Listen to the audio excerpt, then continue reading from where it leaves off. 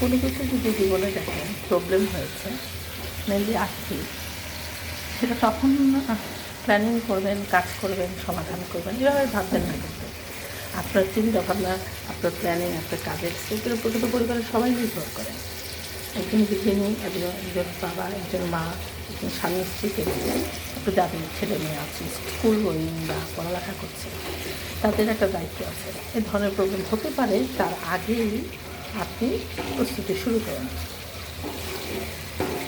অনেক সময় দেখবেন প্রস্তুতি শুরু করতে গিয়ে হাজব্যান্ড করছে, স্ত্রী বলছে দরকার নেই এখন, বা স্ত্রী করছে, হাজব্যান্ড বলবে দরকার নেই।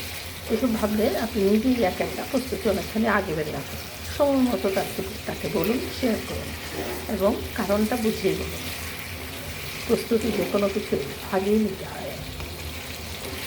আর যদি ফিনান্সিয়াল ম্যাটার জড়িত থাকে তাহলে তো আরও অনেক আগে সিরিয়াসলি ম্যাটারটা হ্যান্ডেল করে আগে বাড়েন। কারণ একটা পরিবারের দায়িত্ব বাবা মা দুজনের উপরে সমান সমান। একজনের দায়িত্ব আরেকজন উপরে ঠেলে দিলে হবে না। যে দায়িত্ব পালন করবে প্রয়োজনে পুরোটাই করবে, দুজনকেই একদম করবে, এটাও হতে পারে। সেটা মানসিক প্রস্তুতি থাকতে হবে, সাথে অর্থনৈতিক